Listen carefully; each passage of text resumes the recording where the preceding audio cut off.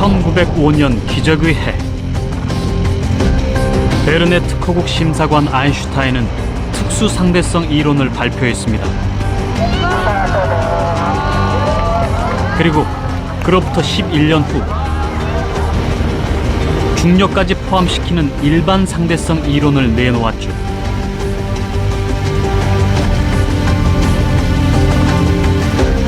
우리를 둘러싼 시간과 공간이 완전히 달라졌습니다. 이것은 그 전의 얘기입니다.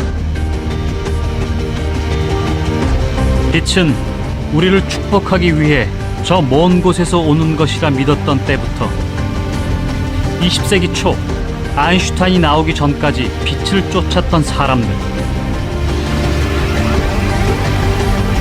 모든 것의 시작이 빛이었습니다.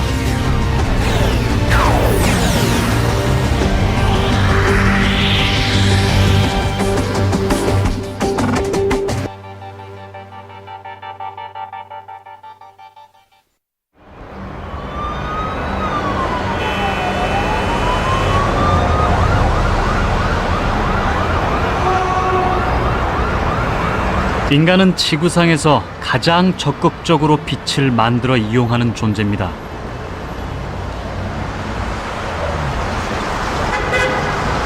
누군가 저 빛이 무엇이고 얼마나 빠르게 우리에게 오는지 궁금했습니다. 거기에서 빛의 과학이 탄생됐죠.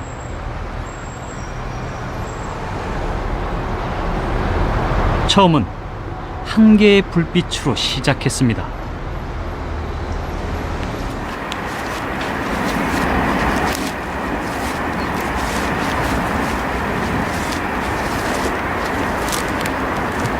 한 노인이 산을 오릅니다.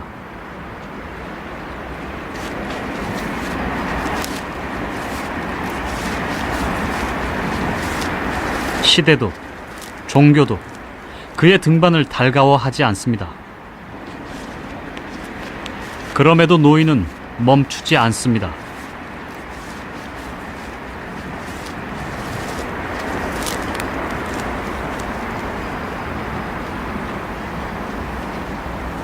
빛 때문입니다.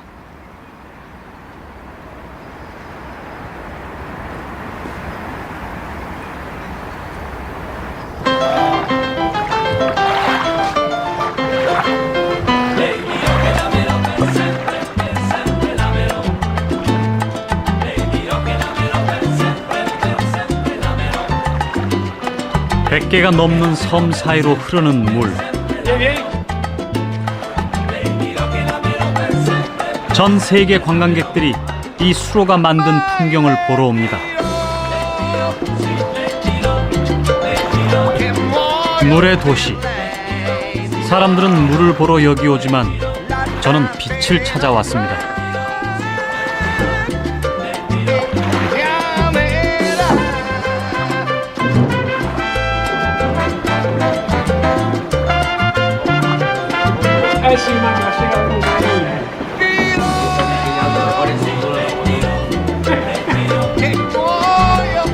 (16세기 말 17세기 초) 베네치아는 지금보다 더 활기찼습니다.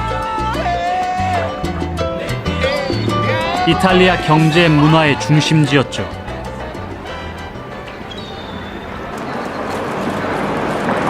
그때 한 문제적 인간이 이 대학 수학 교수로 부임합니다.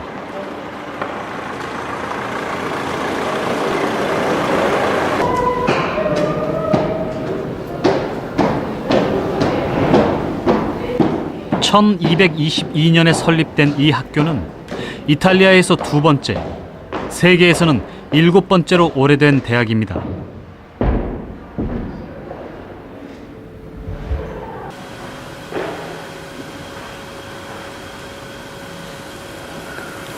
황금기는 지나 있었지만 그가 있었을 때도 여전히 유럽 과학의 중심이었습니다.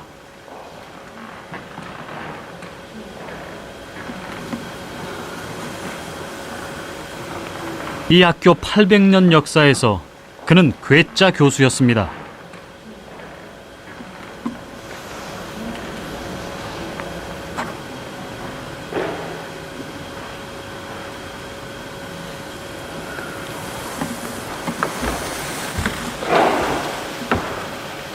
당시 교수들은 꼼짝 않고 서서 강의했는데 엄청 활기찼던 그가 어떻게 견뎠는지 모르겠습니다.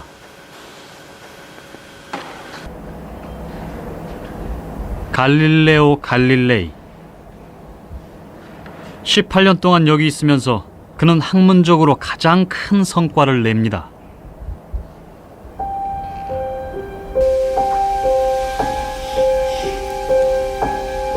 당시 그는 뭔가 베끼는데 몰두하고 있었습니다. 원본보다는 훌륭해야 한다는 압박감에 시달리고 있었죠.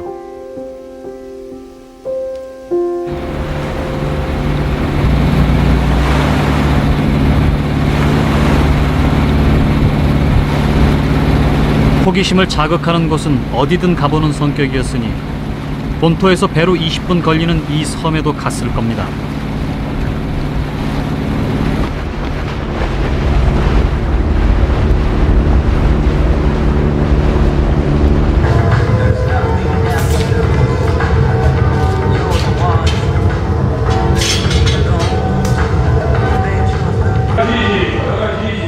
세계적으로 유명한 베네치아 글라스의 원산지. 명성 그대로 섬 전체가 크고 작은 유리 공장이 많습니다.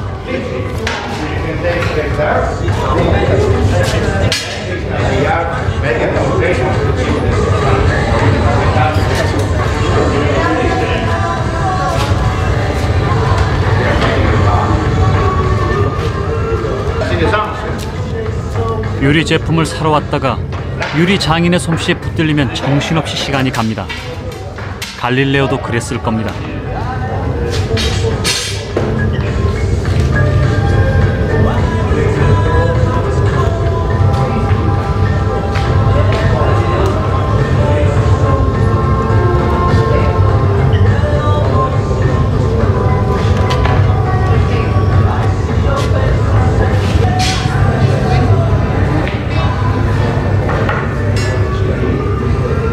Si voulez regarder la vague à disposition.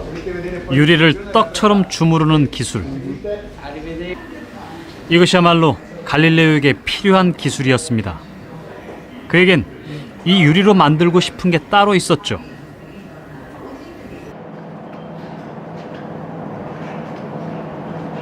렌즈입니다. 렌즈 2개를 겹쳐서 망원경을 만들고 있습니다. 이미 네덜란드에서 망원경을 발명한 후라서 엄청 신경 쓰입니다.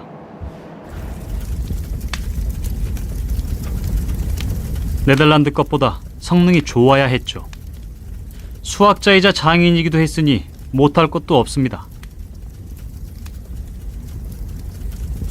1609년 9배의 망원경을 만드는 데 성공합니다.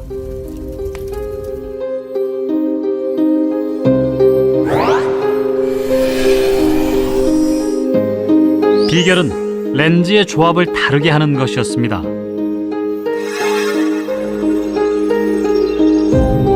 물건의 상은 배율이 약한 볼록 렌즈로 잡고 그것을 확대시키는 건 배율이 강한 오목 렌즈를 사용했습니다. 그것으로 높은 배율과 선명한 색상을 얻게 됐죠.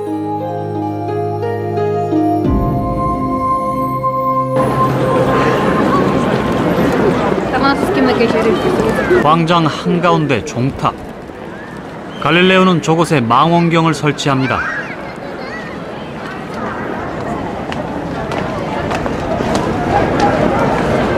이 관광객들처럼 당시 공화국 원로 의원들도 갈릴레오 망원경을 보려고 줄을 섰습니다.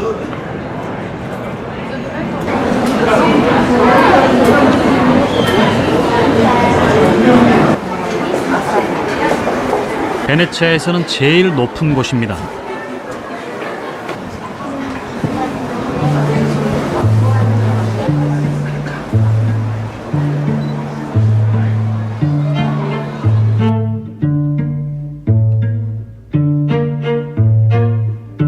(1609년 8월 21일의) 현장을 그린 그림입니다.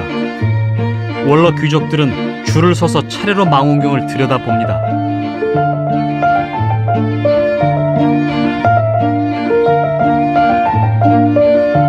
멀리 있는 풍경이 바로 눈앞에 보이자 깜짝 놀랐습니다. 35km나 떨어진 파도바 성당도 가까이 보였습니다.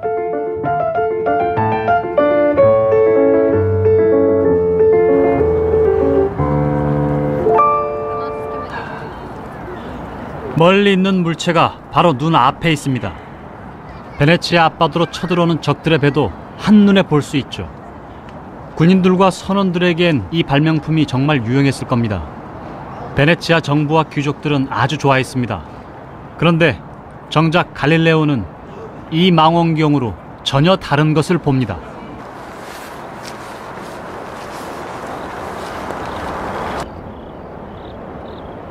그가 본 건 하늘입니다.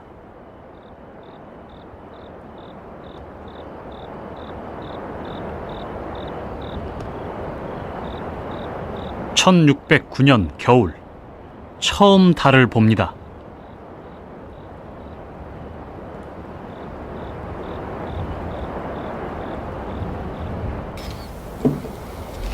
달은 눈에 보이는 것처럼 매끈한 공이 아니었습니다.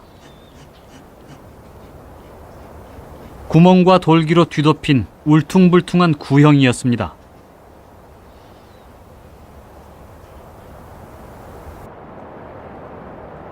갈릴레오는 이걸 대중에게 공개합니다.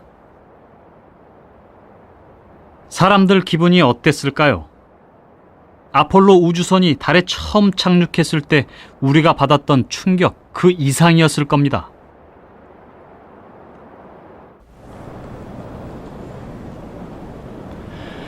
(1610년) 출간된 책입니다.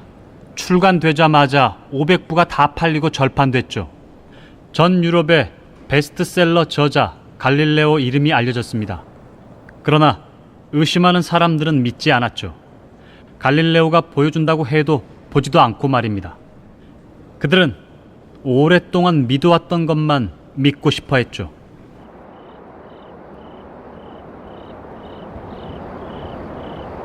갈릴레오는 목성도 봅니다.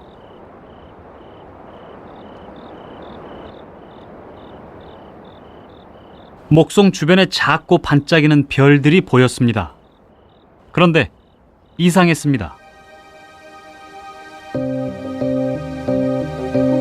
갈릴레오는 그 별들의 움직임을 기록합니다. 첫날엔 목성 동쪽에 3개의 별이 반짝이고 있었는데 다음날엔 별 2개가 목성 서쪽에 있었습니다. 갈릴레오는 날마다 그 별들을 관찰합니다.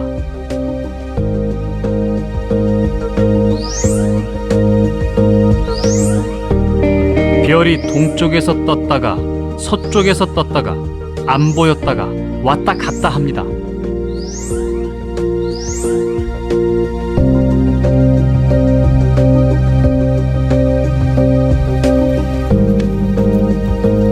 처음엔 목성이 이동하는 거라고 생각했지만 이내 아니라는 걸 알아차립니다.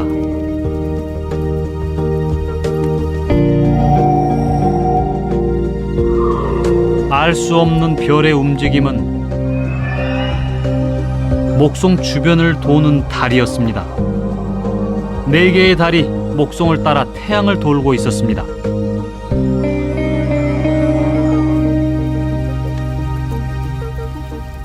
갈릴레오는 달이 지구를 따라서 태양 주위를 돈다는 걸 보여주고 싶었고 목성의 달이 그 증거였습니다.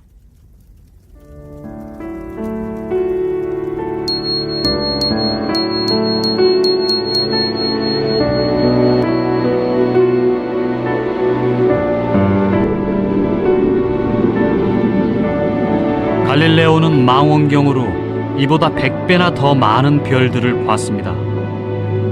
그의 기분이 어땠을지 밤하늘을 보고 있으니 짐작이 갑니다.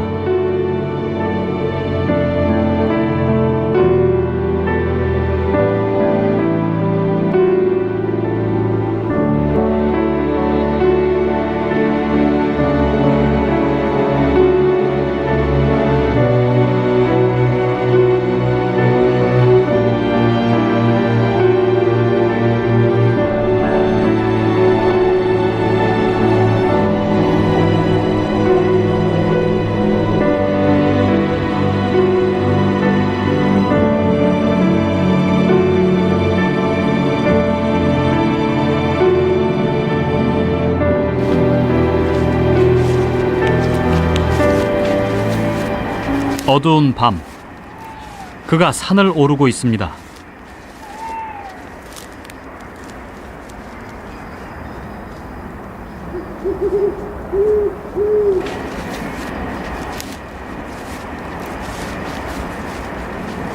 산 꼭대기에 등불 하나를 가지고 섰습니다.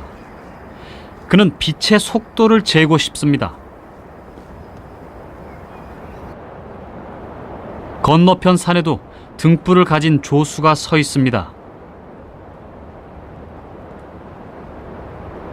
이제 불빛으로 신호를 보냅니다. 그 빛을 보고 건너편에서 다시 신호를 보냅니다. 그 사이 시간을 재서 빛의 속도를 구하려고 했죠.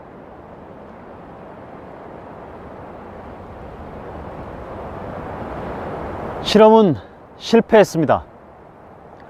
이렇게 재기에는 빛의 속도가 너무 빨랐습니다. 한 가지 분명한 사실이 있었습니다.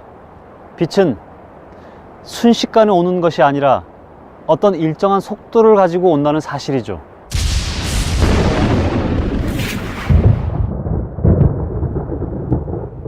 번개가 칠 때 주위에 빛이 퍼져나가는 것을 보고 그는 빛이 속도를 가진다고 생각했습니다.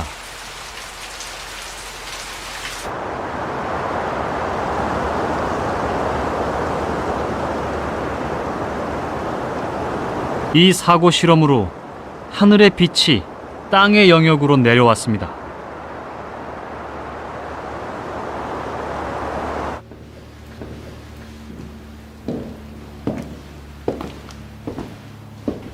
갈릴레오 이전엔 빛은 천상에 있고 땅에 가득 차 어두운 곳을 밝혀주는 것이었습니다.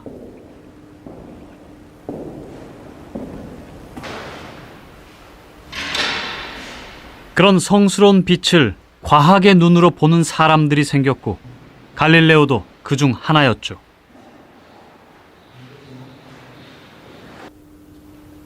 그리고 과학의 시선은 빛의 또 다른 본질에 이릅니다. 그것은 색입니다.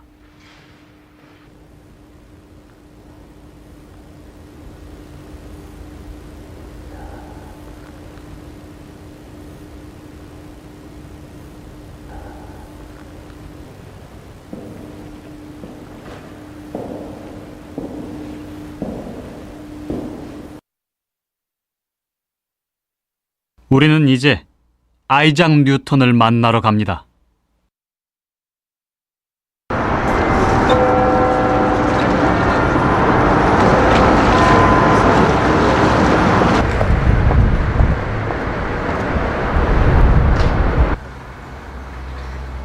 (350년) 전통의 영국 왕립학회. 예나 지금이나 자연과학을 하는 사람으로 이 학회 회원이 되는 건 큰 영광입니다.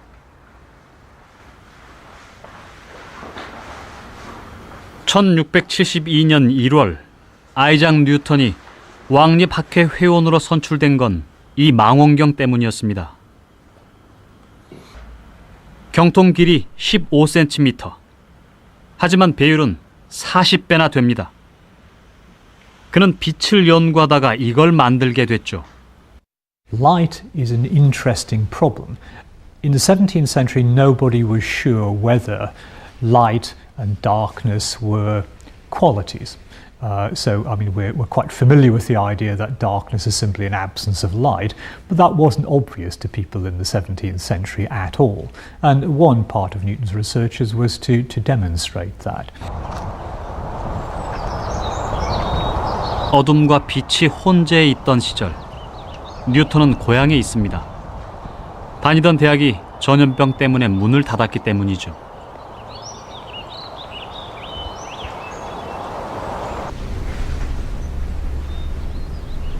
그는 온통 빛의 마음을 빼앗기고 있습니다. 색을 연구하는데 자신의 몸을 아끼지 않습니다. 뜨개 바늘을 눈과 뼈 사이로 집어넣어 최대한 눈 뒤쪽까지 밀어넣는 위험한 짓도 합니다.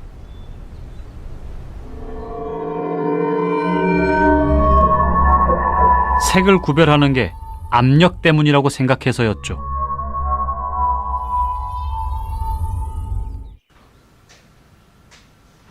색깔은 정말 왜 생길까요? 이 사과 어떤 색으로 보이나요? 뭐 여러 가지 색깔이 있겠지만 붉은색으로 보인다면 이 사과는 왜 붉은색일까요? 아리스토텔레스는 사과 안에 붉은색이 있다고 생각했습니다. 데카르트는 사과 안에 붉은색이 있는 것이 아니라 저 흰색 빛이 사과에 닿는 과정에서 변형이 생긴 것이라고 생각했죠. 여러분은 이 사과가 어떤 색으로 보이나요? 빨간색입니다. 그럼 불을 꺼볼까요? 사과는 지금도 빨간색일까요? 아니면 이 순간 색은 없어져 버리는 걸까요?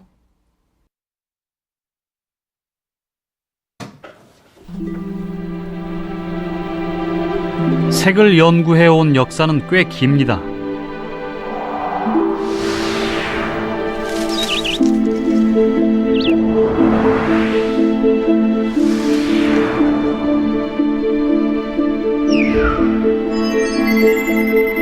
엠페도클레스는 눈에서 빛이 나오기 때문에 우리가 사물을 볼 수 있다고 했습니다.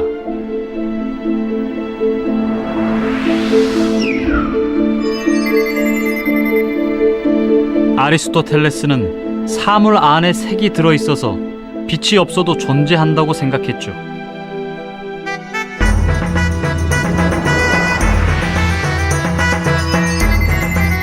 수학자 유클리드는 빛이 직선으로 진행한다는 걸 알아냈습니다.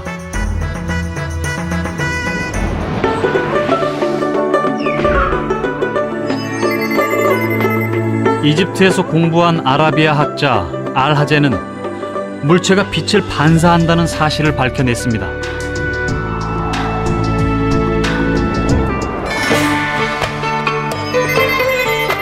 데카르트는 색이란 빛이 물체에 닿았을 때 변형돼서 생긴다고 했습니다.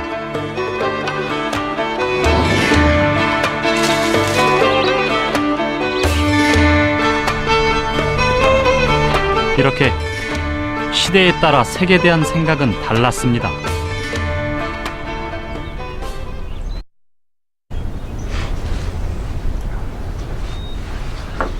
뉴턴 시대의 빛은 아무것도 섞이지 않은 순수한 흰색 빛이었습니다. 색깔은 흰색 빛에 어둠이 섞여서 만들어진다고 생각했죠.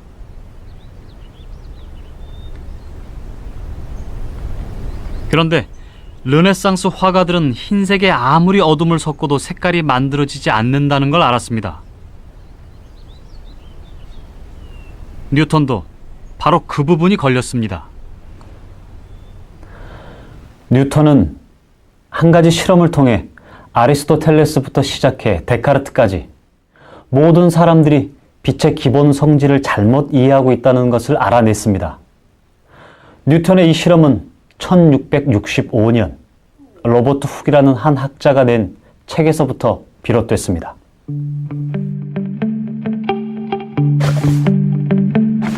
뉴턴이 고향에 있는 사이 한 권의 책이 대히트를 쳤습니다. 이 책에는 훌륭한 벼룩 그림이 들어 있었습니다.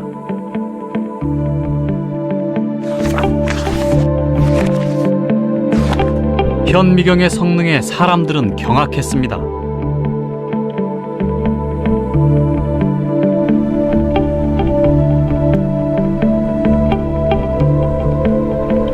로버트 훅은 빛을 이용해 보이지 않는 작은 것들의 세계를 보여줬죠.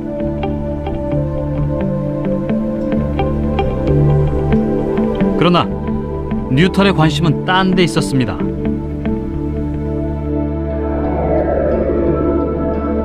데카르트의 빛 실험입니다. 프리즘의 빗줄기를 통과시켜 5cm 떨어진 종이 위에 떨어뜨렸는데 빨간색 점과 파란색 점 두 개가 나타나 있었습니다.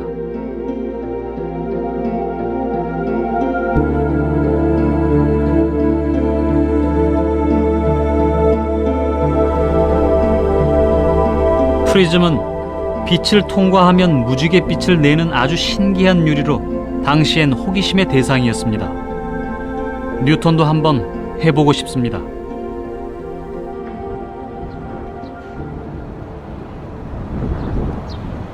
당장 아주 품질 좋은 삼각 프리즘을 구했죠.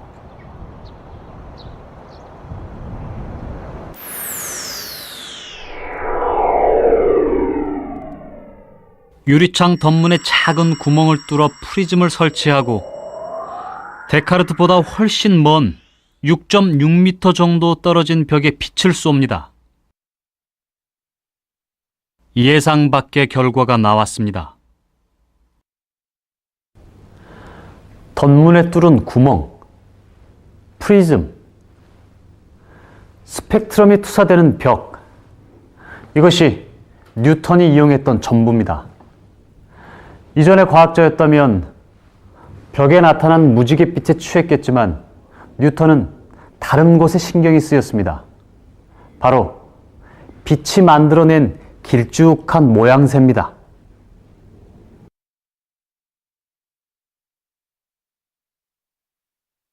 둥근 구멍으로 들어왔는데 스펙트럼은 둥근 모양이 아니라 길쭉합니다.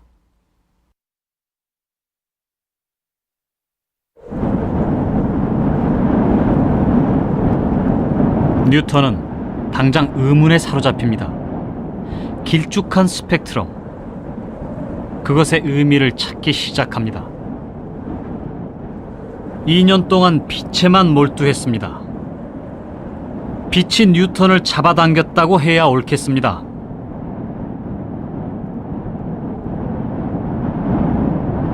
오랫동안 빛을 쳐다본 후 어떤 생각에 이르게 됩니다. 뉴턴의 빛에 관한 생각은 이 장난감과 비슷했습니다.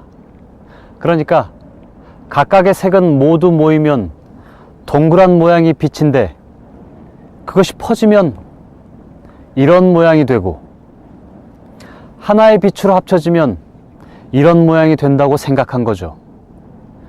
빛이 하나였다가 여러 개로 퍼진다는 말입니다.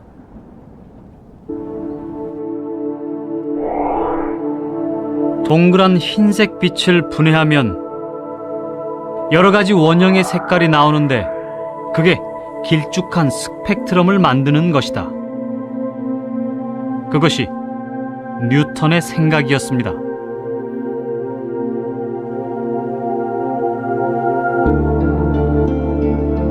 색은 정말 어디에 있는 것일까요? 색은 이 프리즘을 통과하면서 생기는 것일까?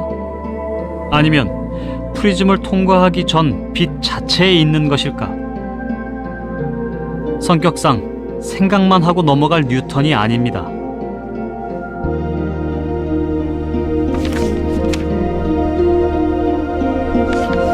뉴턴의 책, 광학의 실험 방법이 나와 있습니다.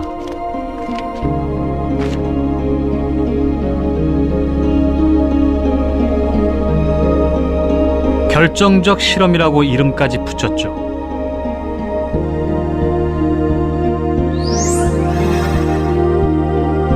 덧문 틈으로 들어온 흰색 빛을 프리즘을 통해 뒤쪽 벽에 쏩니다.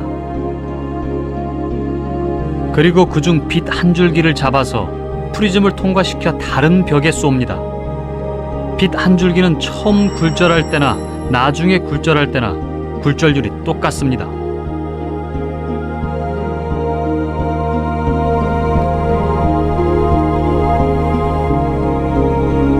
프리즘 때문이라면 두 번 프리즘을 통과한 색은 굴절률이 달라야 합니다.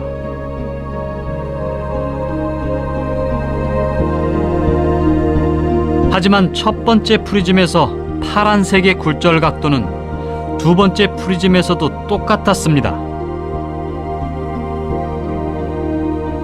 그는 이것의 의미를 확신합니다.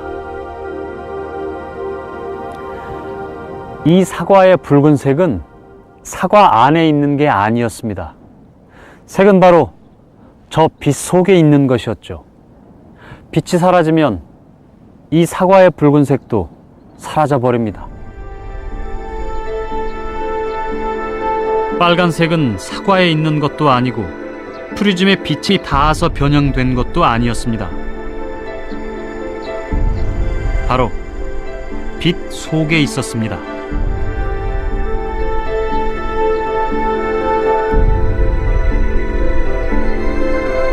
빛의 성질을 깨달은 뒤 뉴턴은 거울이 달린 망원경을 만듭니다. 렌즈를 포기했죠. 빛의 성질을 연구한 것을 모아 뉴턴은 광학을 발표합니다.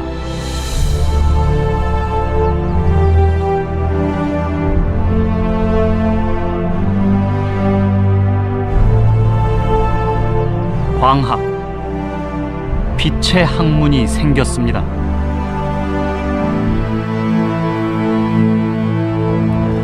빛의 뒤를 쫓아 18세기까지 왔습니다.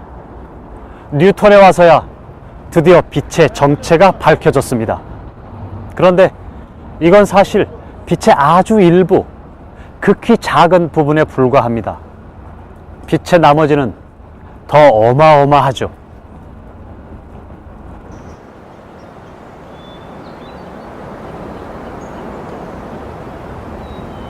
16살. 아직 고향을 벗어나지 못한 이 소녀는 프리즘의 마력에 흠뻑 빠져 있었습니다. 제임스 클럭 맥스웰.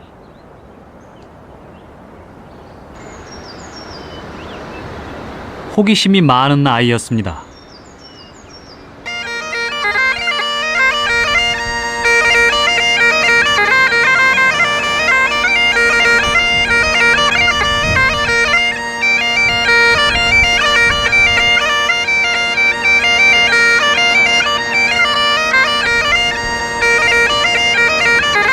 에딘버러에서 제임스 클럭 맥스웰을 떠올리는 사람은 별로 없습니다. 시내 곳곳에는 대문호 월터 스콧경이 우뚝합니다.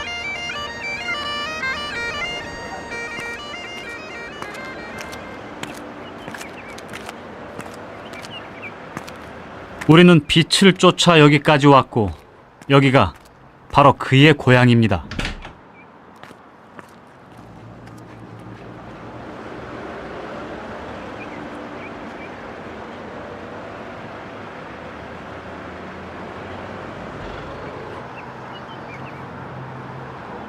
This room is the old dining room of the house, and it has all been furnished in the colours and the furniture of Maxwell's time.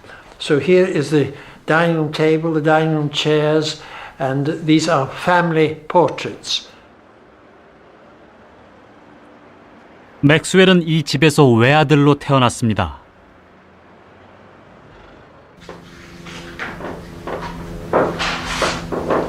모든 아이들이 호기심 덩어리지만 맥스웰은 특히 더했습니다. 호기심의 수준이 달랐죠.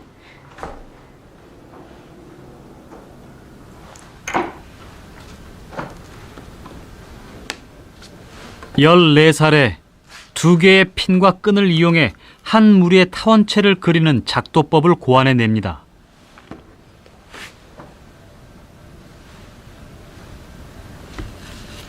그냥 타원이 아니라 한쪽은 뭉툭한 계란 모양의 타원을 그리는 건 쉬운 일이 아닙니다.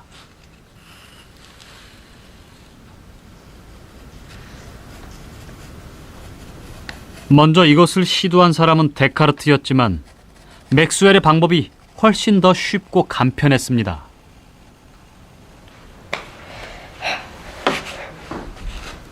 맥스웰의 2초점 타원체는 왕립학교의 학술지에 실립니다.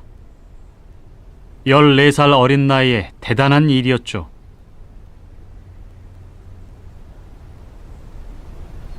이것을 계기로 맥스웰은 과학의 세계에 발을 딛게 됩니다.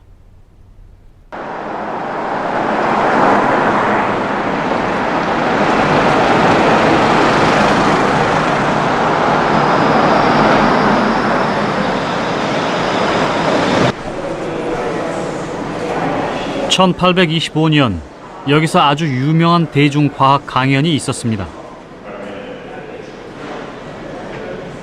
강사는 전자기 유도 법칙으로 유명한 실험 물리학의 대가였죠. 마이클 패러데이.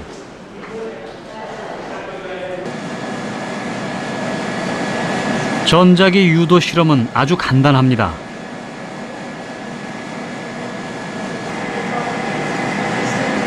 도선의 전기를 연결하면 전류가 흐릅니다.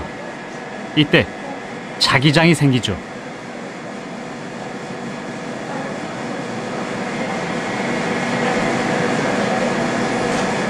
이번엔 반대입니다.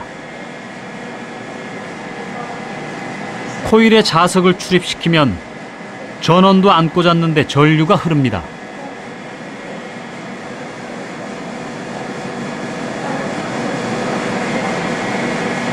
전기는 자기로 변한다. 맥스웰은 이 사실을 아주 경건하게 받아들입니다. 우리는 빛을 쫓아 여기까지 왔습니다. 그런데 어느새 우리가 아는 빛은 잊어버리고 전기와 자기에 대해 얘기를 하고 있습니다. 어쩔 수 없습니다. 우리는 빛의 본질에 더 가까이 다가가기 위해 전기와 자기에 대해 더 알아봐야 합니다. 맥스웰도 그랬죠.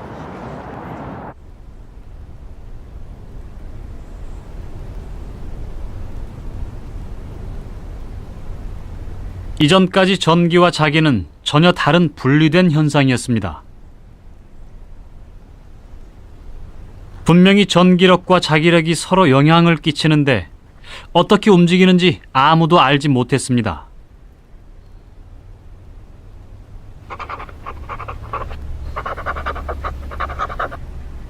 맥스웰은 그 힘이 어떻게 작용하는지 알고 싶습니다.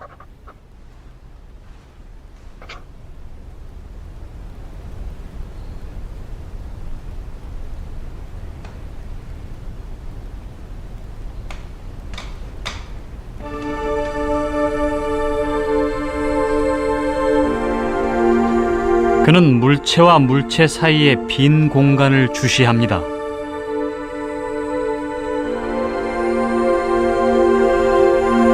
그리고 그 공간에 가상의 셀이 가득 차 있다고 상상합니다.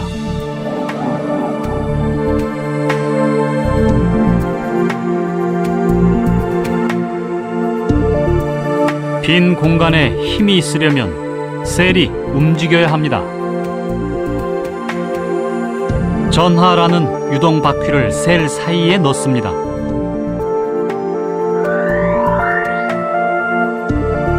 전류가 셀을 회전시킵니다.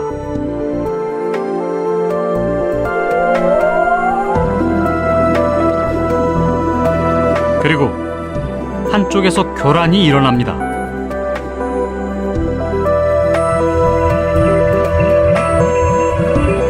순간적인 흐름이 잔물결처럼 퍼져나가게 됩니다.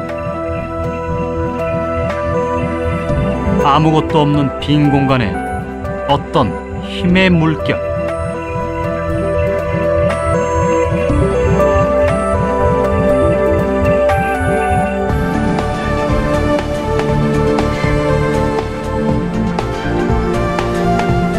전자 기파가 생겼습니다. Alright, cool. Do that. Okay. 1850년 맥스웰의 세상에는 전자 기파가 존재하지 않았습니다.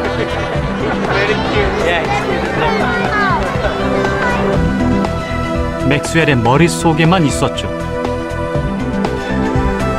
그러나 150년이 지난 지금 이 세상 거의 모든 공간이 전자 기파로 가득합니다.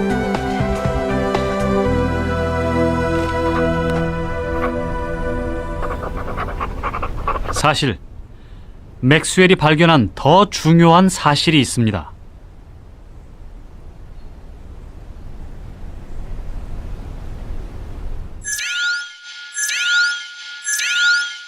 맥스웰은 전자기파가 나아가는 속도를 계산해 봤습니다. 믿기지 않는 결과가 나왔습니다.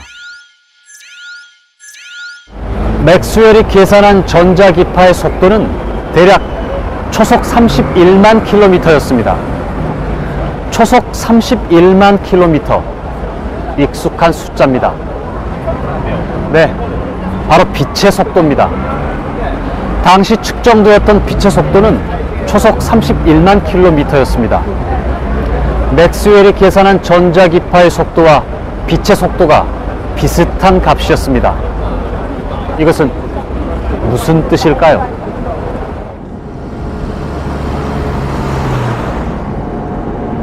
빛과 전자기파가 같은 것이었습니다.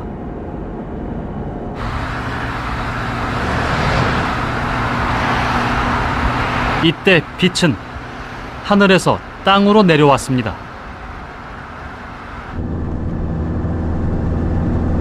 수없이 많은 파장을 가진 빛들이 쏟아져 내려왔죠.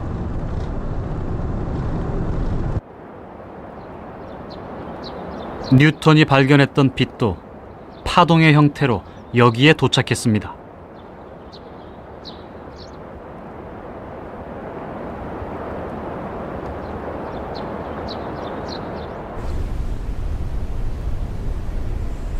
그가 봤던 빛은 전자기파의 아주 일부였습니다. 스펙트럼 색깔은 파장이 다르기 때문에 나타나는 것이었습니다.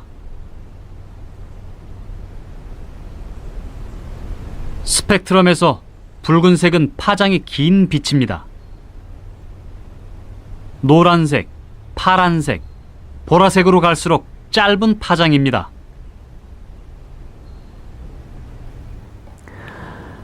빛에 관한 다른 질문도 함께 풀렸습니다. 눈에 보이지 않는 빛도 존재한다는 것이 밝혀졌죠.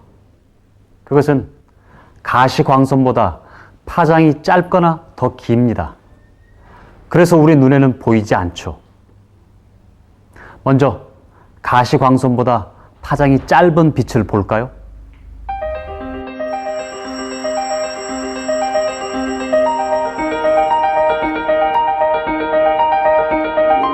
보라색 바깥에 있는 자외선은 우리의 살갗을 태우는 주범입니다.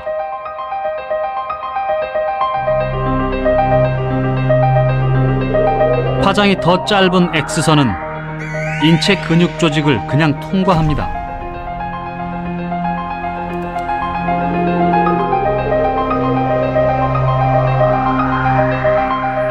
붉은색보다 파장이 더 긴 적외선은 어둠 속에서 물건을 데우는 데 쓰입니다.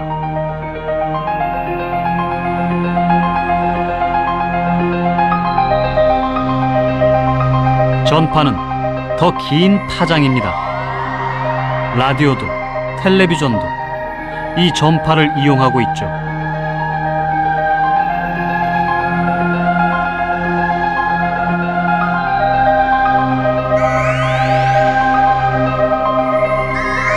이 파장들은 모두 같은 것의 다른 형태입니다.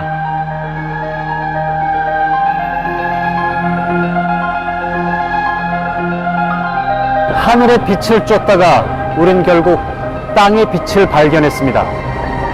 전자기파를 발견하고 150년. 하늘에 가득했던 빛이 이제 땅에도 가득합니다. 이 빛은 이제 우리를 어디로 이끌까요?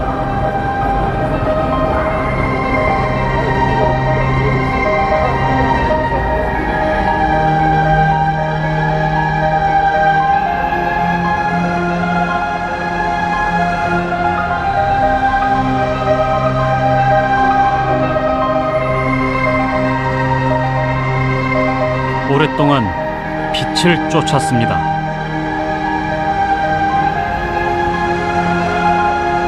결국 우리는 하늘보다 더 밝은 밤을 땅에 만들었습니다.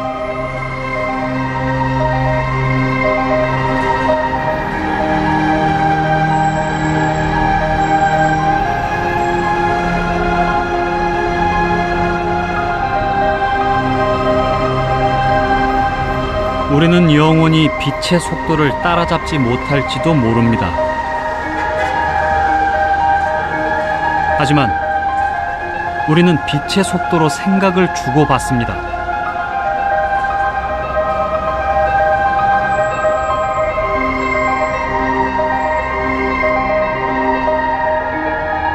이 모든 것이 빛 때문입니다.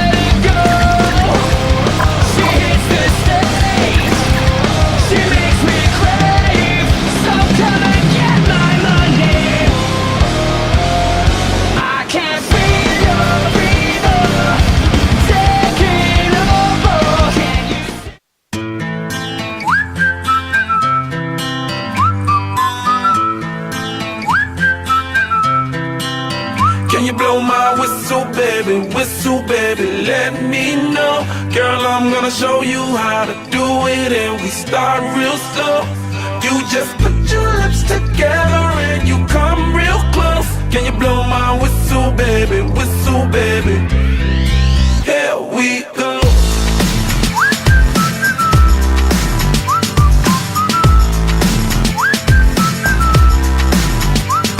Look, I'm betting you like people, and I'm betting you love freak mode, and I'm betting you like girls to give love to girls and stroke your little ego. I bet you I'm guilty, your honor. That's just how we live in my genre. Who in the hell done paved the road wider? There's only one blow and one rider. I'm a damn shame.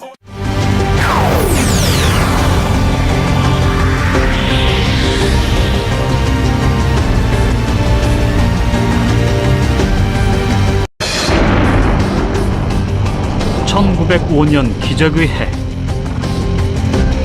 베른의 특허국 심사관 아인슈타인은 특수 상대성 이론을 발표했습니다. 그리고 그로부터 11년 후 중력까지 포함시키는 일반 상대성 이론을 내놓았죠.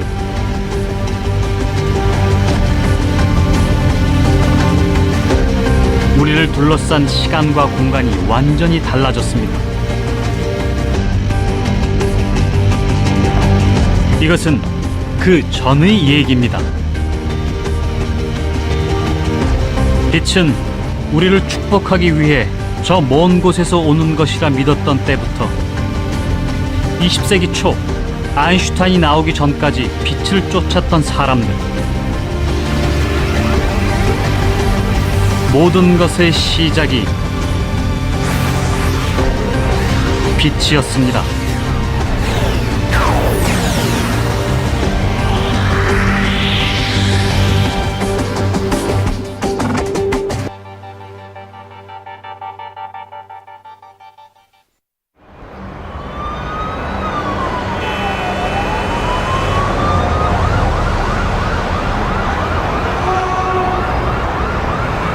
인간은 지구상에서 가장 적극적으로 빛을 만들어 이용하는 존재입니다.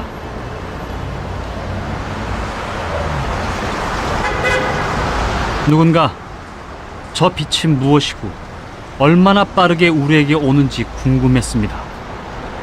거기에서 빛의 과학이 탄생됐죠.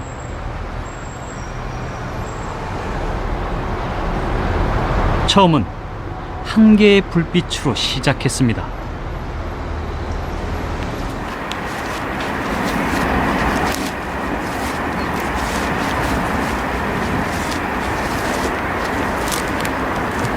한 노인이 산을 오릅니다.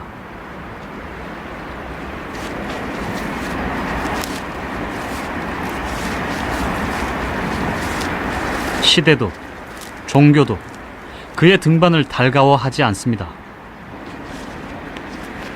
그럼에도 노인은 멈추지 않습니다.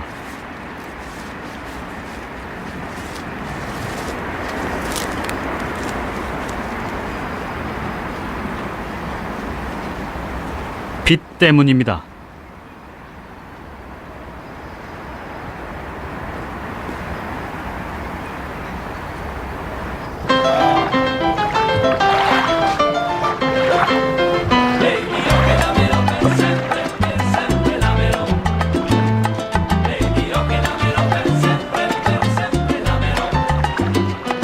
100개가 넘는 섬 사이로 흐르는 물.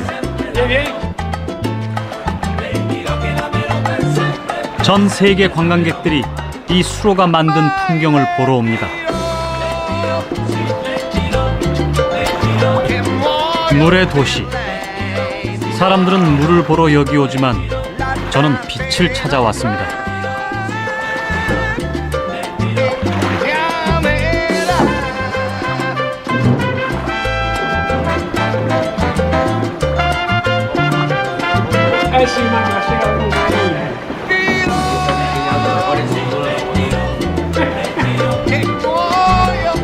(16세기) 말 17세기 초 베네치아는 지금보다 더 활기찼습니다. 이탈리아 경제 문화의 중심지였죠.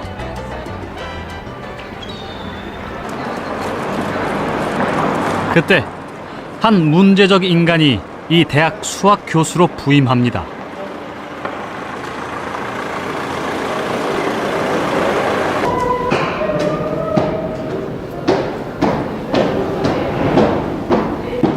(1222년에) 설립된 이 학교는 이탈리아에서 두 번째, 세계에서는 7번째로 오래된 대학입니다.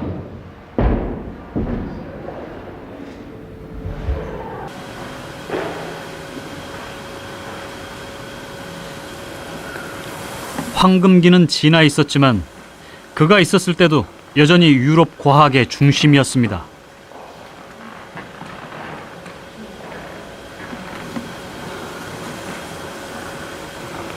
이 학교 800년 역사에서 그는 괴짜 교수였습니다.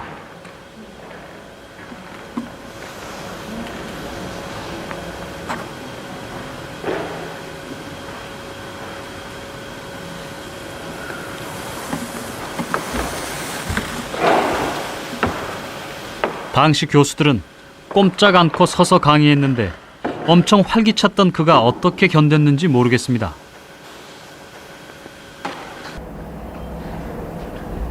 갈릴레오 갈릴레이.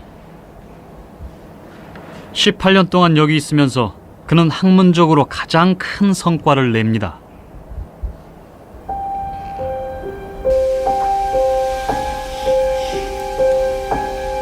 당시 그는 뭔가 베끼는데 몰두하고 있었습니다. 원본보다는 훌륭해야 한다는 압박감에 시달리고 있었죠.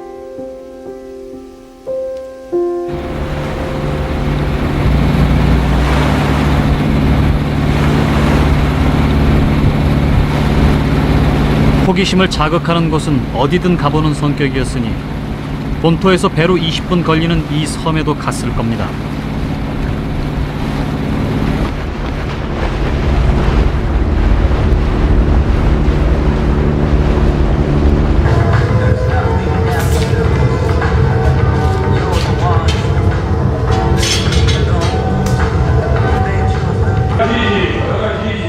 세계적으로 유명한 베네치아 글라스의 원산지. 명성 그대로 섬 전체가 크고 작은 유리 공장이 많습니다.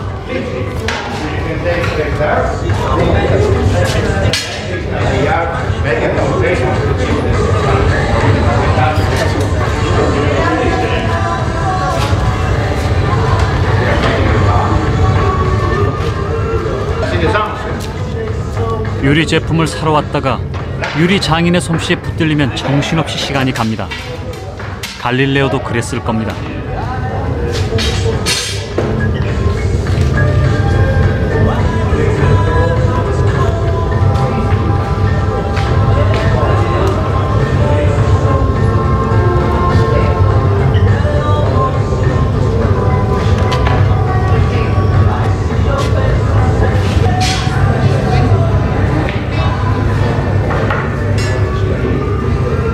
Si voulez regarder un peu là-bas, il y a l'exposition. 유리를 떡처럼 주무르는 기술. 이것이야말로 갈릴레오에게 필요한 기술이었습니다. 그에겐 이 유리로 만들고 싶은 게 따로 있었죠.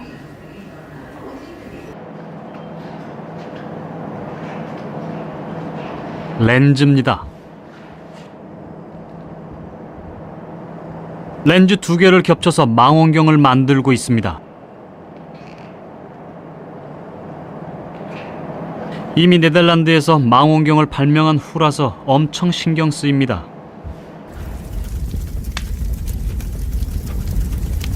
네덜란드 것보다 성능이 좋아야 했죠. 수학자이자 장인이기도 했으니 못할 것도 없습니다.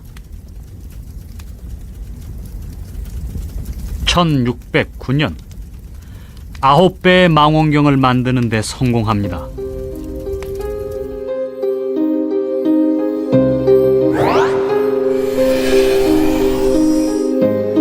비결은 렌즈의 조합을 다르게 하는 것이었습니다.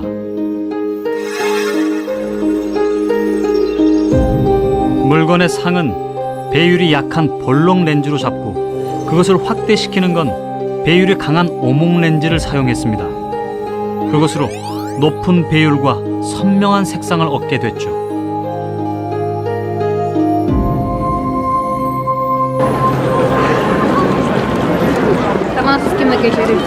광장 한가운데 종탑. 갈릴레오는 저곳에 망원경을 설치합니다.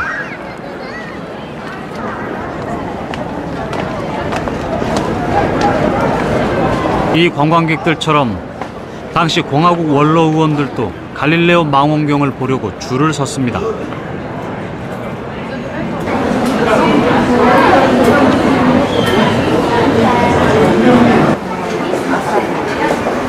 베네치아에서는 제일 높은 곳입니다.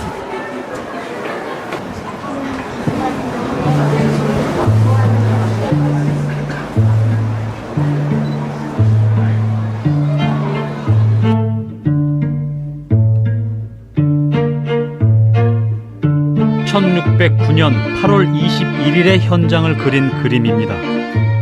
원로 귀족들은 줄을 서서 차례로 망원경을 들여다봅니다.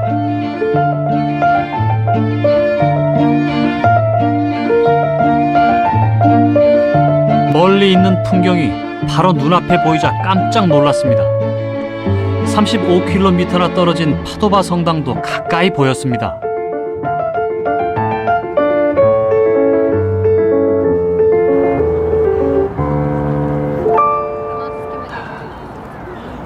멀리 있는 물체가 바로 눈앞에 있습니다. 베네치아 앞바다로 쳐들어오는 적들의 배도 한눈에 볼 수 있죠. 군인들과 선원들에겐 이 발명품이 정말 유용했을 겁니다. 베네치아 정부와 귀족들은 아주 좋아했습니다.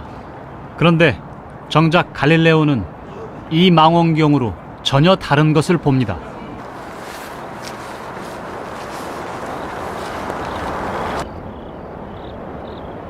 그가 본 건 하늘입니다.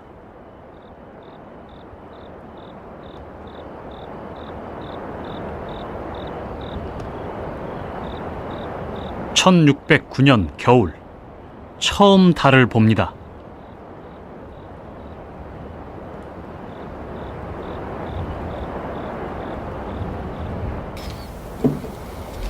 달은 눈에 보이는 것처럼 매끈한 공이 아니었습니다. 구멍과 돌기로 뒤덮인 울퉁불퉁한 구형이었습니다.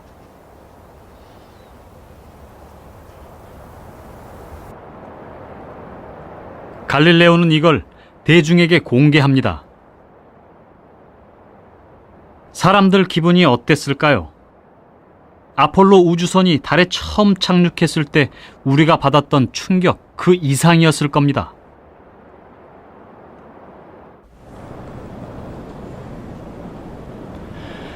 (1610년) 출간된 책입니다. 출간되자마자 500부가 다 팔리고 절판됐죠. 전 유럽의 베스트셀러 저자 갈릴레오 이름이 알려졌습니다. 그러나 의심하는 사람들은 믿지 않았죠. 갈릴레오가 보여준다고 해도 보지도 않고 말입니다. 그들은 오랫동안 믿어왔던 것만 믿고 싶어 했죠.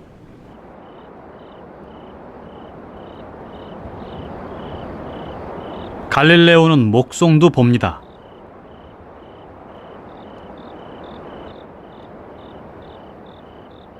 목성 주변에 작고 반짝이는 별들이 보였습니다. 그런데 이상했습니다.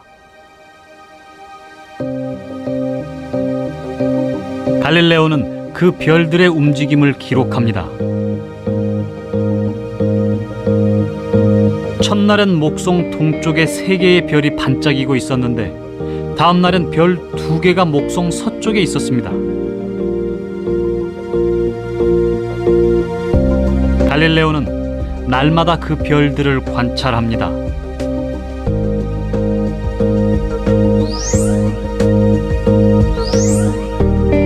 별이 동쪽에서 떴다가 서쪽에서 떴다가 안 보였다가 왔다 갔다 합니다.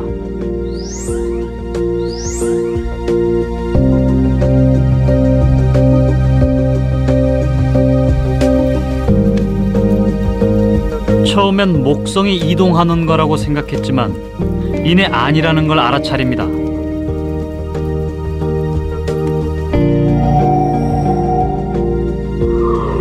알 수 없는 별의 움직임은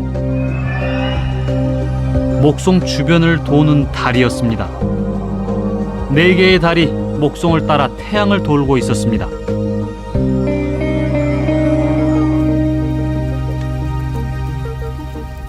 갈릴레오는 달이 지구를 따라서 태양 주위를 돈다는 걸 보여주고 싶었고 목성의 달이 그 증거였습니다.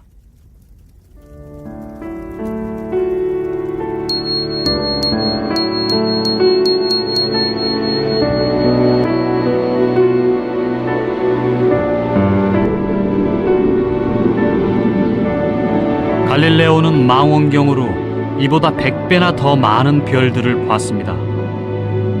그의 기분이 어땠을지 밤하늘을 보고 있으니 짐작이 갑니다.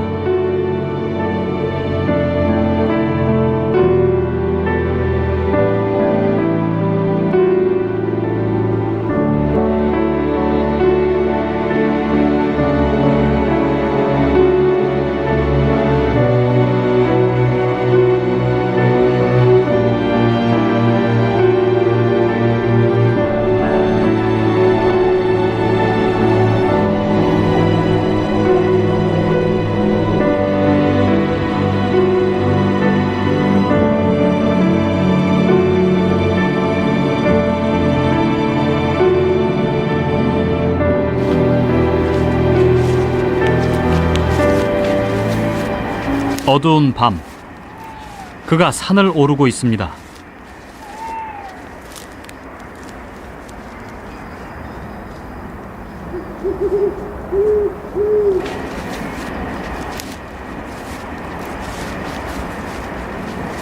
산 꼭대기에 등불 하나를 가지고 섰습니다. 그는 빛의 속도를 재고 싶습니다.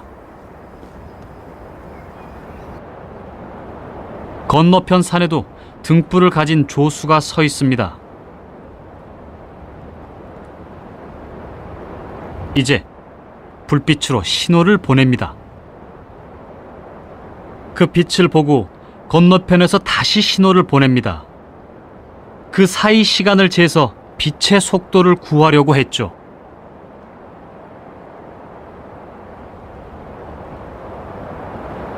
실험은 실패했습니다.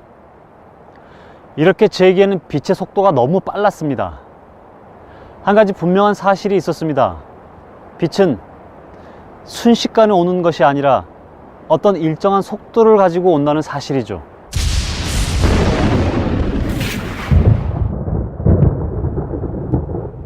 번개가 칠 때 주위에 빛이 퍼져나가는 것을 보고 그는 빛이 속도를 가진다고 생각했습니다.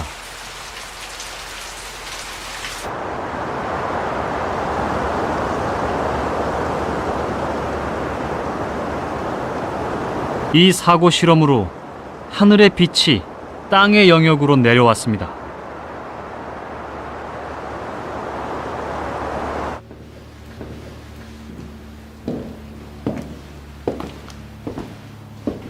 갈릴레오 이전엔 빛은 천상에 있고 땅에 가득 차 어두운 곳을 밝혀주는 것이었습니다.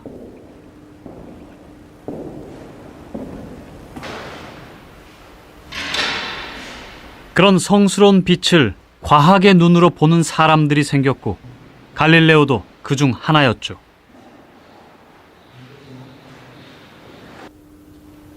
그리고 과학의 시선은 빛의 또 다른 본질에 이릅니다. 그것은 색입니다.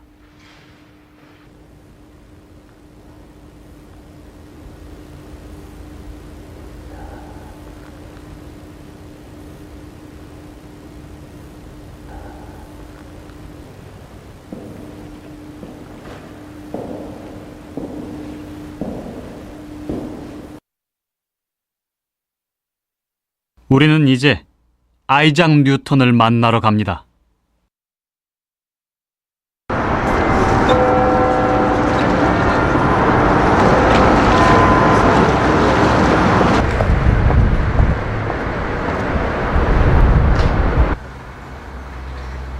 (350년) 전통의 영국 왕립학회. 예나 지금이나 자연과학을 하는 사람으로 이 학회 회원이 되는 건 큰 영광입니다.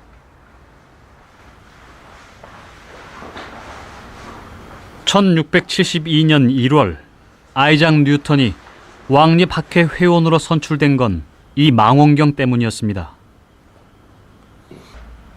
경통 길이 15cm. 하지만 배율은 40배나 됩니다. 그는 빛을 연구하다가 이걸 만들게 됐죠. Light is an interesting problem.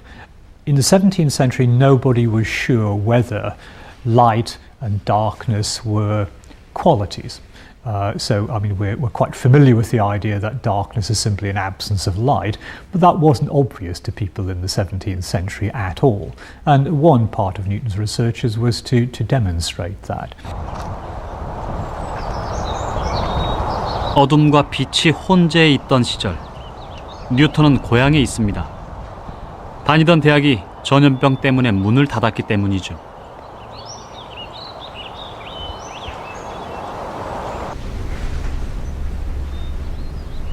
그는 온통 빛의 마음을 빼앗기고 있습니다.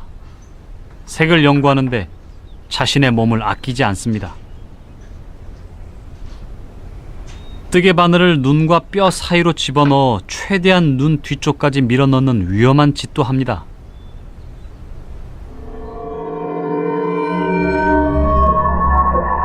색을 구별하는 게 압력 때문이라고 생각해서였죠.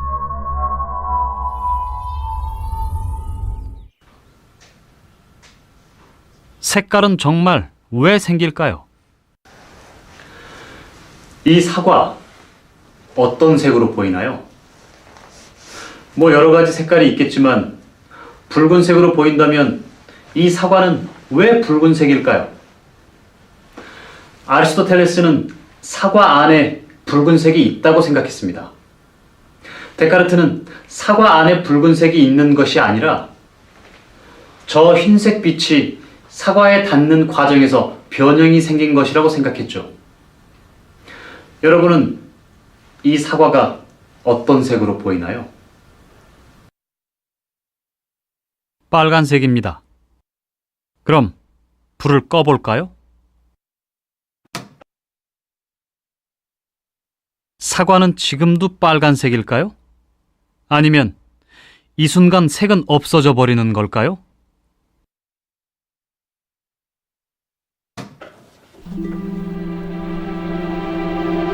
색을 연구해온 역사는 꽤 깁니다.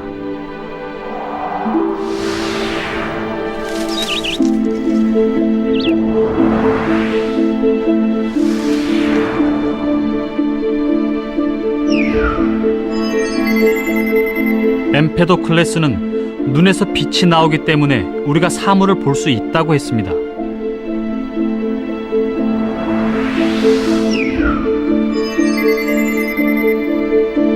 아리스토텔레스는 사물 안에 색이 들어있어서 빛이 없어도 존재한다고 생각했죠.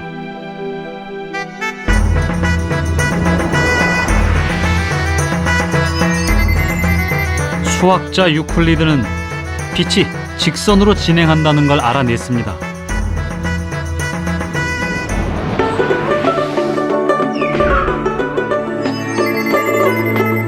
이집트에서 공부한 아라비아 학자 알하제는 물체가 빛을 반사한다는 사실을 밝혀냈습니다.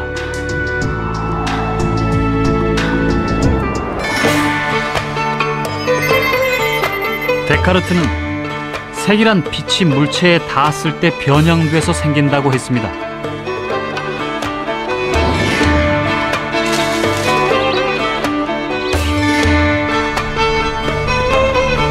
이렇게 시대에 따라 색에 대한 생각은 달랐습니다.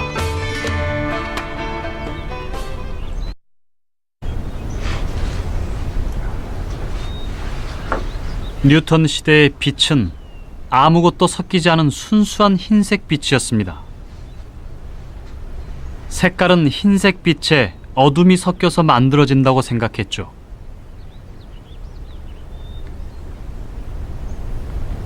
그런데 르네상스 화가들은 흰색에 아무리 어둠을 섞어도 색깔이 만들어지지 않는다는 걸 알았습니다. 뉴턴도 바로 그 부분이 걸렸습니다. 뉴턴은 한 가지 실험을 통해 아리스토텔레스부터 시작해 데카르트까지 모든 사람들이 빛의 기본 성질을 잘못 이해하고 있다는 것을 알아냈습니다. 뉴턴의 이 실험은 1665년 로버트 훅이라는 한 학자가 낸 책에서부터 비롯됐습니다.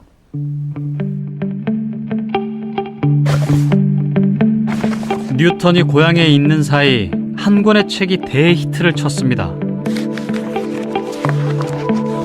이 책에는 훌륭한 벼룩 그림이 들어 있었습니다.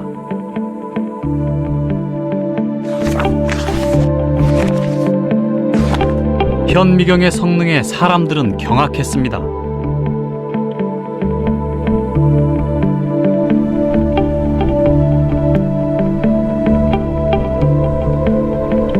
로버트 훅은 빛을 이용해 보이지 않는 작은 것들의 세계를 보여줬죠.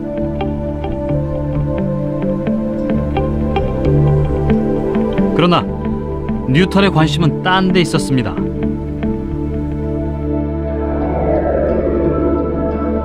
데카르트의 빛 실험입니다. 프리즘의 빗줄기를 통과시켜 5cm 떨어진 종이 위에 떨어뜨렸는데 빨간색 점과 파란색 점 두 개가 나타나 있었습니다.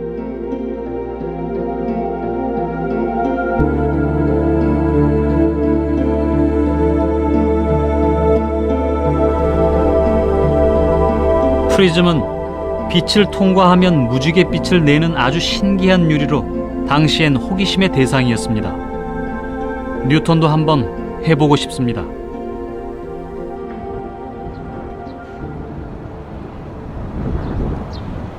당장 아주 품질 좋은 삼각 프리즘을 구했죠.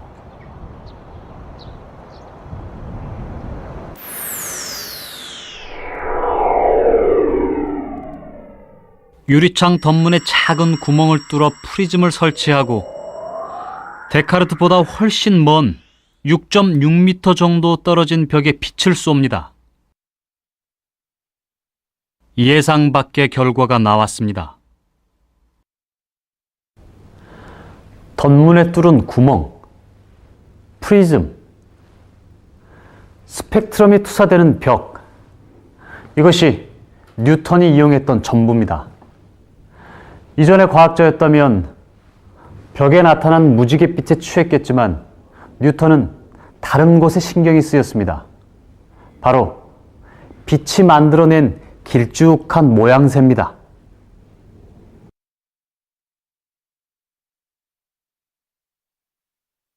둥근 구멍으로 들어왔는데 스펙트럼은 둥근 모양이 아니라 길쭉합니다.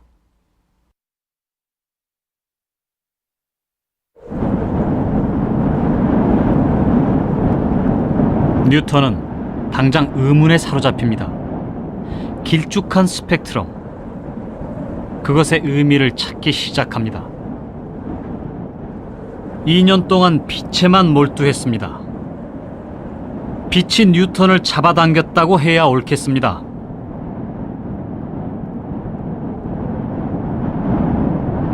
오랫동안 빛을 쳐다본 후 어떤 생각에 이르게 됩니다. 뉴턴의 빛에 관한 생각은 이 장난감과 비슷했습니다. 그러니까 각각의 색은 모두 모이면 동그란 모양이 빛인데 그것이 퍼지면 이런 모양이 되고 하나의 빛으로 합쳐지면 이런 모양이 된다고 생각한 거죠. 빛이 하나였다가 여러 개로 퍼진다는 말입니다.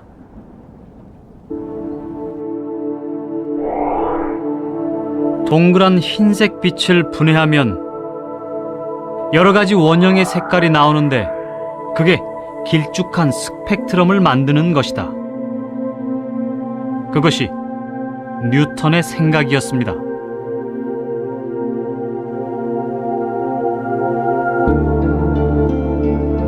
색은 정말 어디에 있는 것일까요? 색은 이 프리즘을 통과하면서 생기는 것일까?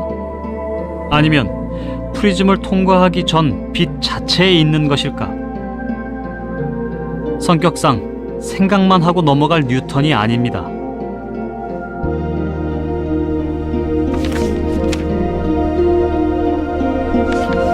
뉴턴의 책, 광학의 실험 방법이 나와 있습니다.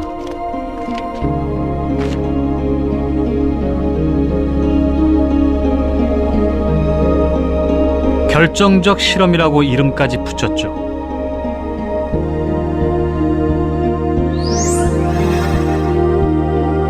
덧문 틈으로 들어온 흰색 빛을 프리즘을 통해 뒤쪽 벽에 쏩니다. 그리고 그중 빛 한 줄기를 잡아서 프리즘을 통과시켜 다른 벽에 쏩니다. 빛 한 줄기는 처음 굴절할 때나 나중에 굴절할 때나 굴절률이 똑같습니다.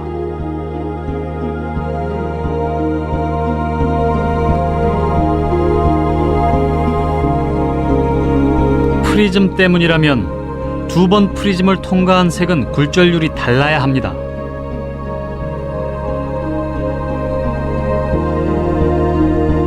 하지만 첫 번째 프리즘에서 파란색의 굴절 각도는 두 번째 프리즘에서도 똑같았습니다.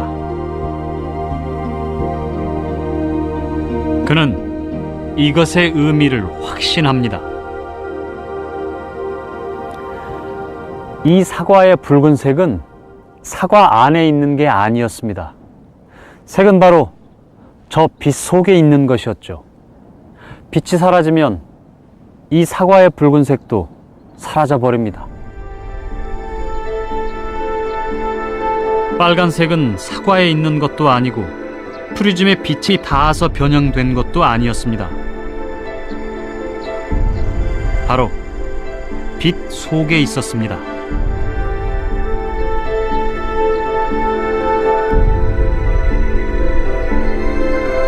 빛의 성질을 깨달은 뒤 뉴턴은 거울이 달린 망원경을 만듭니다. 렌즈를 포기했죠. 빛의 성질을 연구한 것을 모아 뉴턴은 광학을 발표합니다.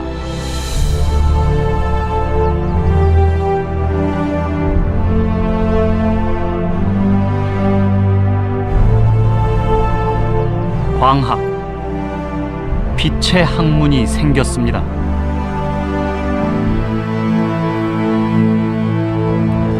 빛의 뒤를 쫓아 18세기까지 왔습니다. 뉴턴에 와서야 드디어 빛의 정체가 밝혀졌습니다. 그런데 이건 사실 빛의 아주 일부, 극히 작은 부분에 불과합니다. 빛의 나머지는 더 어마어마하죠.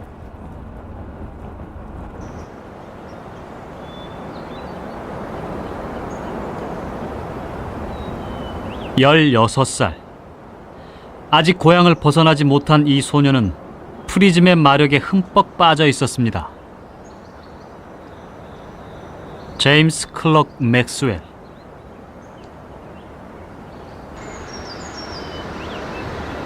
호기심이 많은 아이였습니다.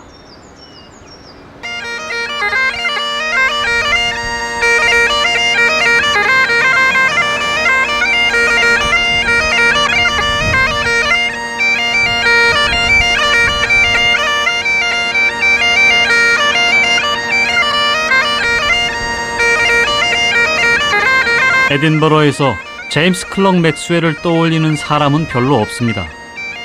시내 곳곳에는 대문호 월터 스콧 경이 우뚝합니다.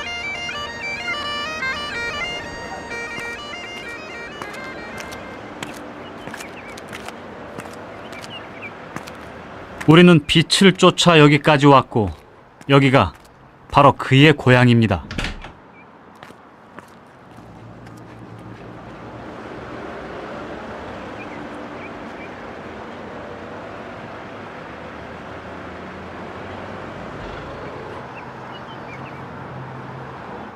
This room is the old dining room of the house, and it has all been furnished in the colours and the furniture of Maxwell's time. So here is the dining room table, the dining room chairs, and these are family portraits. 맥스웰은 이 집에서 외아들로 태어났습니다.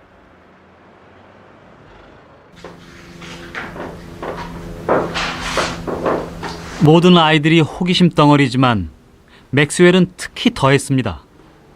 호기심의 수준이 달랐죠.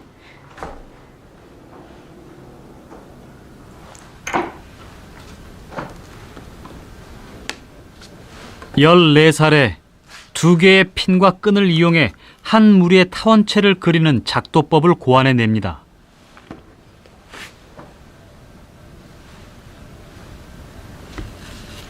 그냥 타원이 아니라 한쪽은 뭉툭한 계란 모양의 타원을 그리는 건 쉬운 일이 아닙니다.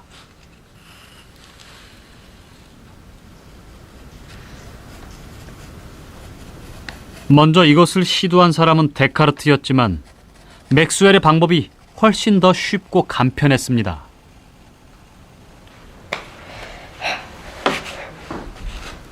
맥스웰의 2초점 타원체는 왕립학교의 학술지에 실립니다. 14살 어린 나이에 대단한 일이었죠.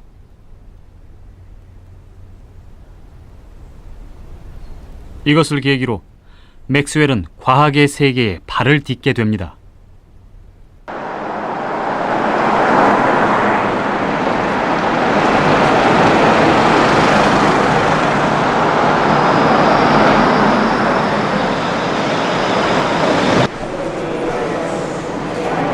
(1825년) 여기서 아주 유명한 대중과학 강연이 있었습니다.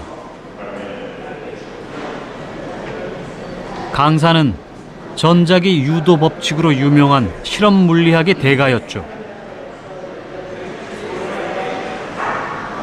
마이클 패러데이.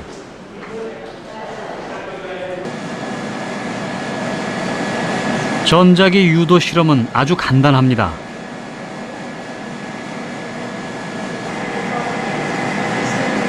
도선에 전기를 연결하면 전류가 흐릅니다. 이때 자기장이 생기죠.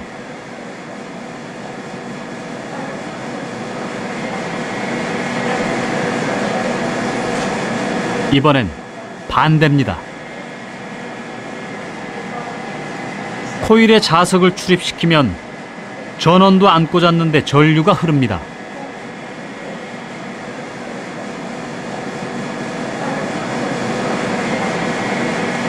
전기는 자기로 변한다. 맥스웰은 이 사실을 아주 경건하게 받아들입니다. 우리는 빛을 쫓아 여기까지 왔습니다. 그런데 어느새 우리가 아는 빛은 잊어버리고 전기와 자기에 대해 얘기를 하고 있습니다. 어쩔 수 없습니다. 우리는 빛의 본질에 더 가까이 다가가기 위해 전기와 자기에 대해 더 알아봐야 합니다. 맥스웰도 그랬죠.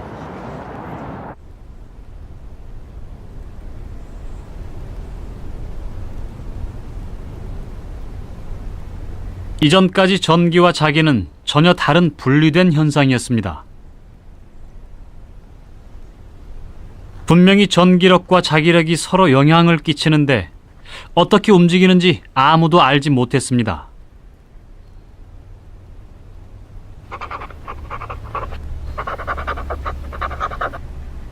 맥스웰은 그 힘이 어떻게 작용하는지 알고 싶습니다.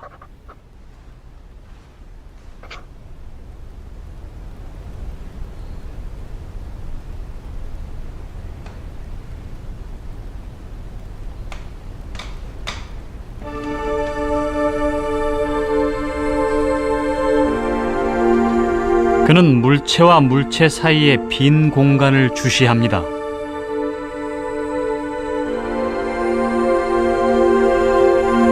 그리고 그 공간에 가상의 셀이 가득 차 있다고 상상합니다.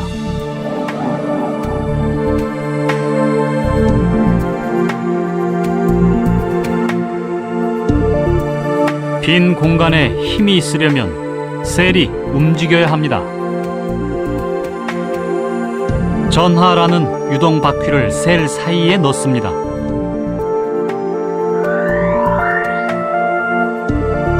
전류가 셀을 회전시킵니다.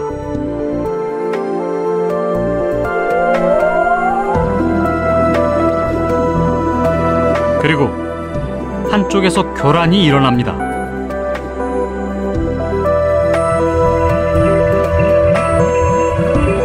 순간적인 흐름이 잔물결처럼 퍼져나가게 됩니다.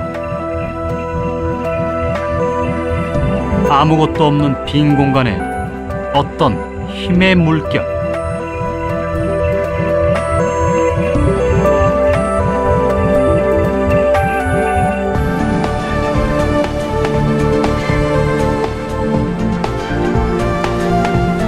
전자기파가 생겼습니다. Alright, cool. We'll do that. Okay. 1850년 맥스웰의 세상에는 전자기파가 존재하지 않았습니다.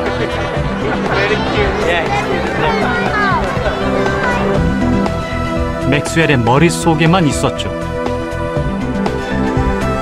그러나 150년이 지난 지금 이 세상 거의 모든 공간이 전자기파로 가득합니다.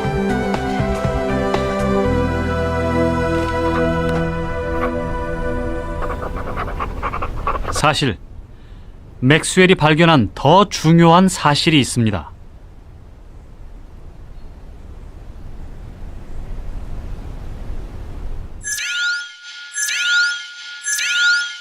맥스웰은 전자기파가 나아가는 속도를 계산해 봤습니다. 믿기지 않는 결과가 나왔습니다. 맥스웰이 계산한 전자기파의 속도는 대략 초속 31만 킬로미터였습니다. 초속 31만 킬로미터. 익숙한 숫자입니다. 네, 바로 빛의 속도입니다. 당시 측정되었던 빛의 속도는 초속 31만 킬로미터였습니다. 맥스웰이 계산한 전자기파의 속도와 빛의 속도가 비슷한 값이었습니다. 이것은 무슨 뜻일까요?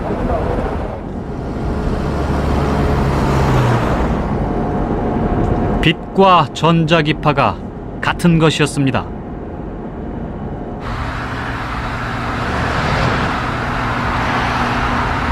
이때 빛은 하늘에서 땅으로 내려왔습니다.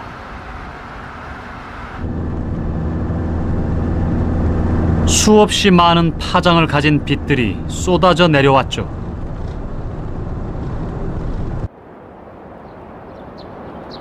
뉴턴이 발견했던 빛도 파동의 형태로 여기에 도착했습니다.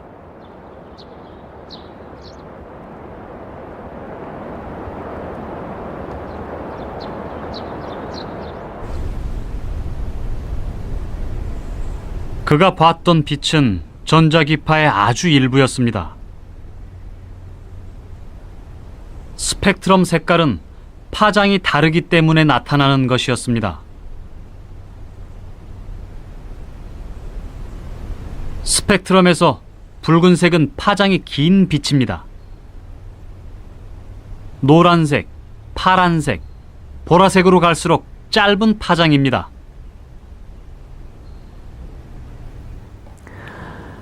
빛에 관한 다른 질문도 함께 풀렸습니다. 눈에 보이지 않는 빛도 존재한다는 것이 밝혀졌죠. 그것은 가시광선보다 파장이 짧거나 더 깁니다. 그래서 우리 눈에는 보이지 않죠. 먼저 가시광선보다 파장이 짧은 빛을 볼까요?